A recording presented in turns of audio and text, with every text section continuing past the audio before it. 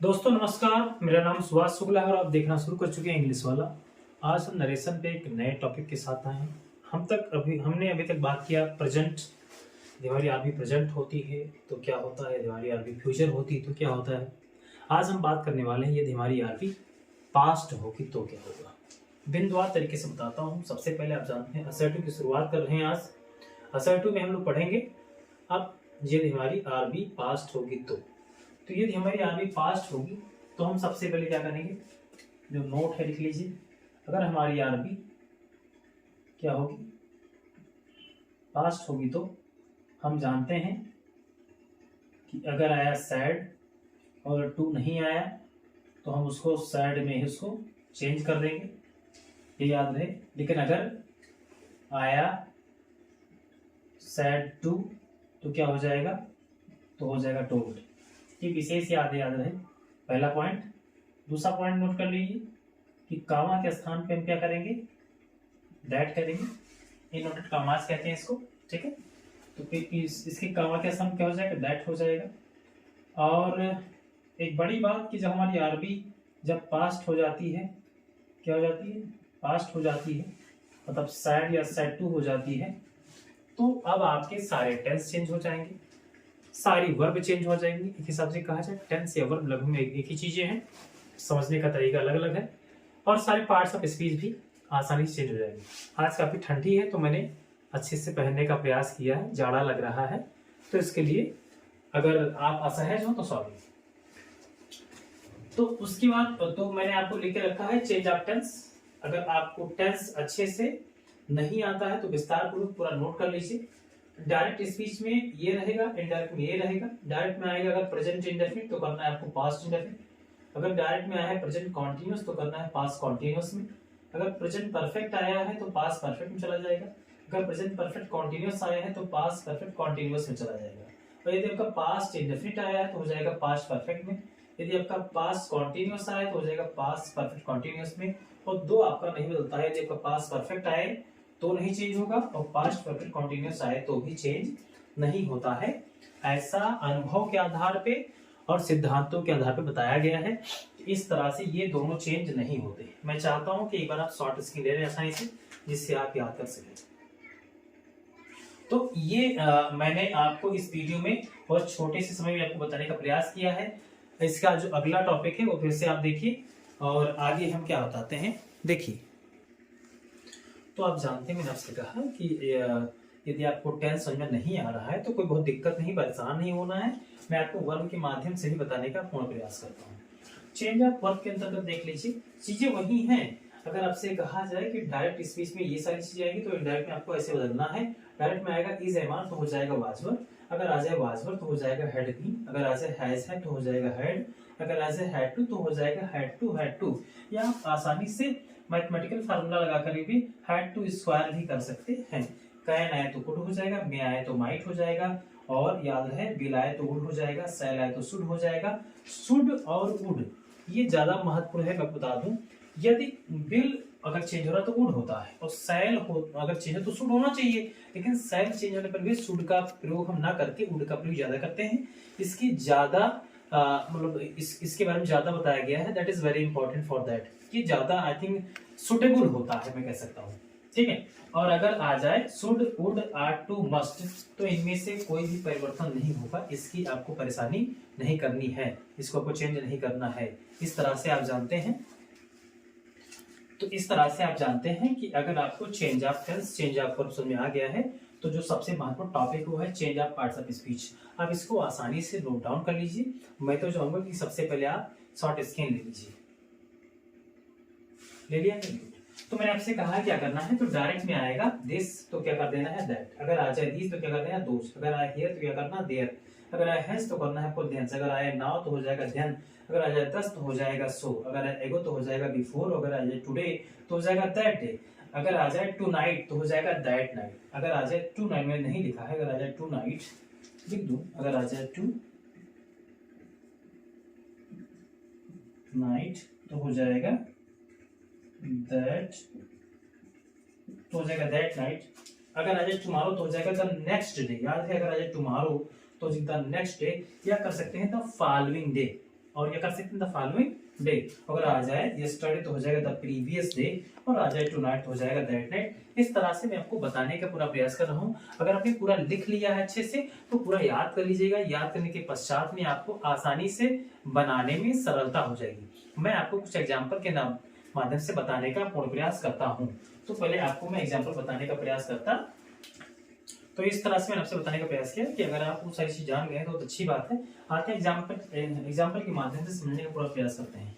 मैंने आपसे पहले बता दिया है कि यदि आपका आरबी पास्ट है तो अब क्या करना है, आपको देखना है कि आरबी पास्ट है या नहीं। मैंने कहा आरबी कहाँ पे होता है, यहाँ पे होता है। वैसे ये पूरा एरिया आरबी का होता है, कामा की स्तर। तो सेट टू अब जानते आया है। मैंने आपसे कहा था अगर सेट टू आ जाए तो क्या करना है, टोल्ड कर देना है। तो हमने क्या कर दिया, सबसे पहले कर दिया ही। सेट टू आया है तो मैंने कर दिया टोल्ड, फिर मैंने कर दिया मी। कामा के स्थान पे किस हम क्या लगाएंगे, दैट। पहले से कंफर्म है कि अगर वाक्य आपका असर्टिव है तो कामा हम किससे चेंज करेंगे, दैट से चेंज करेंगे। तो ही पे हुई हो गया, सेट पे हो गया टोल्ड, मी पे मी कर दिया, और जहां पे कामा को चेंज किया दैट से। आई कौन सा पर्सन है, फर्स्ट पर्सन। आई फर्स्ट पर्सन। फर्स्ट पर्सन किससे चेंज होता है, सब्जेक्ट से चेंज होता है। तो सब्जेक्ट आपका क्या है, ही। तो यहाँ पे क्या हो जाएगा, ही। मैंने आपको कल एक बार और बताया था कि यदि आप किसी भी केस में चेंज कर रहे हैं तो आपको उसको उसी केस से चेंज करना है। सब्जेक्टिव केस है तो सब्जेक्टिव केस है, ऑब्जेक्टिव केस है तो ऑब्जेक्टिव केस है, पजेसिव केस का एडजेक्टिव है तो पजेसिव केस के एडजेक्टिव से ही चेंज होगा, और अगर पजेसिव केस का प्रोनाउन है तो प्रोनाउन से चेंज होगा। मतलब साफ है कि जिस केस से चेंज होगा उसी केस से चेंज होगा। तो यहाँ पे क्या हुआ, सब्जेक्टिव केस था तो सब्जेक्ट से चेंज हुआ। फर्स्ट पर्सन है, सब्जेक्ट से चेंज होगा। ये सब्जेक्ट है तो सब्जेक्ट ही आ गया ही। याद रहे यहाँ पे स्मॉल लिखना है। अब मैंने कहा ये किस टेंस में है, आपने देखा कि अभी बताया था कि प्रेजेंट इंडेफिनिट आए तो हो जाएगा पास्ट इंडेफिनिट में। तो ये है प्रेजेंट इंडेफिनिट, इसको कर दो पास्ट इंडेफिनिट में। मैं तो कहता हूँ मेरी सलाह मानो तो उसको रटने की आवश्यकता ही नहीं है। मैंने आपसे कहा था कल एक आइडिया बताया था कि अगर आया B1 तो क्या कर देना, तो कर देना B2। तो देखो ये B1 है, लाइक क्या है, B1 है, तो क्या कर दो B2 कर दो। तो हो जाएगा लाइक का क्या हो जाएगा, लाइक्ड। यू कौन सा person, second according to object. ये ऑब्जेक्ट है, ये भी ऑब्जेक्ट है, तो मी ही हो जाएगा। और मैंने आपसे कहा था अगर B1 है तो B2 को, अगर मान लो आगे गलती से B2 तो कोई दिक्कत नहीं, पहले क्या लगाना, हैड, फिर क्या लगाना, B3, तो आराम से चेंज हो जाएगा। बहुत ही इजी है। नरेशन को आपको हलवा बना के देने वाला हूँ, हलवा बना के। बस काम क्या करना है, आपको बिंदुवार तरीके से हमारे साथ लग करके रोजाना पढ़ना है। रोजाना शाम को 6 से 7 के बीच में वीडियो आ रहा है, रोजाना आ रहा है भाई, एक भी दिन गैप नहीं, 6 से 7 के बीच में आ रहा है। रोजाना पढ़ना है, नियम बना लीजिए, नोट्स बना लीजिए, अपना टाइम टेबल सेट कर लीजिए। अगर आपको सीखना है, नहीं सीखना तो कोई बात नहीं, लेकिन अगर सीखना है तो रोजाना 6 से 7 के बीच में वीडियो आएगा ही आएगा। मेरा प्रयास है कि रोजाना आएगा। आप अगर देखते रहेंगे तो आता रहेगा। अब आपका अगर रिस्पांस अगर मिलता रहे तो और अच्छा लगेगा मुझे। अगला मैंने क्या कहा, सी सेड टू मी, तो अब क्या हो गया, हो जाएगा सी। सेड टू है तो क्या हो जाएगा, टोल्ड हो जाएगा। मी के स्थान पे मी हो जाएगा, कामा के स्थान पे दैट हो जाएगा। आई कौन person, first according to subject. मैंने कहा सब्जेक्ट से चेंज हो रहा है तो सब्जेक्ट ही आएगा। तो यहाँ क्या लाया आपने, सी ले आए। लिखा हुआ प्ले, प्ले क्या है, B1। चाहे आप टेंस के माध्यम से चेंज करें चाहे वर्ब के माध्यम से। आपका टेंस है प्रेजेंट इंडेफिनिट हो जाएगा, पास्ट इंडेफिनिट चाहे ऐसे कर लीजिए, चाहे मैंने कहा B1 लिखा हुआ है तो B2 कर दो बस। तो हो गया प्ले का, हो गया क्या, प्लेड। और फिर द क्रिकेट आप चेंज नहीं कर सकते क्योंकि क्या है, नाउन है। तो मेरा अंदाजा आप समझे होंगे। फिर एक एग्जांपल दे रहा हूं। मैंने आपसे कहा कि लिखा हुआ है they said to me, they said to me. उसके बाद लिखा हुआ है यू लिखा है do it, you do it for me, you do it for me. तो हो जाएगा दे, दे क्या हो जाएगा, दे हो जाएगा। सेड टू है तो क्या हो जाएगा, टोल्ड हो जाएगा। मी है, बी हो जाएगा। कामा के स्थान पे क्या लगाएंगे, दैट लगाएंगे। यू कौन सा person, second according to object. इस बार यू आएगा, यू आपका सेकंड पर्सन है, second person according to object. Object से चेंज होगा, ऑब्जेक्ट किसके, आरबी के ऑब्जेक्ट से। अब ये सब्जेक्टिव केस है, ये ऑब्जेक्टिव केस। मैंने कहा था जिस केस से चेंज हो रहा वही केस आ सकता है। तो आपको मी नहीं लिख सकते, आपको मी का सब्जेक्टिव लगाना पड़ेगा आई, और अब हमने आई लगा दिया। ये आपका कौन सा फॉर्म है, फर्स्ट फॉर्म है प्रेजेंट फॉर्म, तो इसका आपको लिखना है सेकंड। क्या सेकंड हो जाएगा? डिड हो जाएगा। इट चेंज होगा नहीं, क्यों? क्योंकि ये थर्ड पर्सन है। फार चेंज नहीं होगा। मी कौन सा person? First. According to subject, subject है दे, तो इधर ऑब्जेक्ट से चेंज हो रहा है तो क्या हो जाएगा? देम हो जाएगा। बहुत ही सरल है। अगर आपका मन कर रहा है तो आपको पक्का आएगा, मन ही नहीं कर रहा है तभी नहीं हो सकता है। अगर मन कर रहा है तो कोई को रोक नहीं पाएगा, असंभव। मैं भी नहीं रोक सकता भाई, किसी की क्या औकात है? आपको इंग्लिश आ जाएगी। एक और एग्जांपल देख लेते हैं। मैंने आपसे कहा था कि सपोज करो कि टू ना आए, सपोज करो कि टू ना आए, तो अगर टू नहीं आता है भाई तो क्या हो जाएगा? कोई पहाड़ नहीं फाड़ पड़ेगा। अगर आपको मान लो टू नहीं आया तो क्या करना है? और अच्छा है, आपको तो वैसे उतार देना है। इसे आ जाए कि लिखा हो कि दे, फिर लिखा है सैड, कामा इन कामा लिखा हुआ है I hate you. I hate, hate ना लिखे, अच्छा नहीं रहेगा।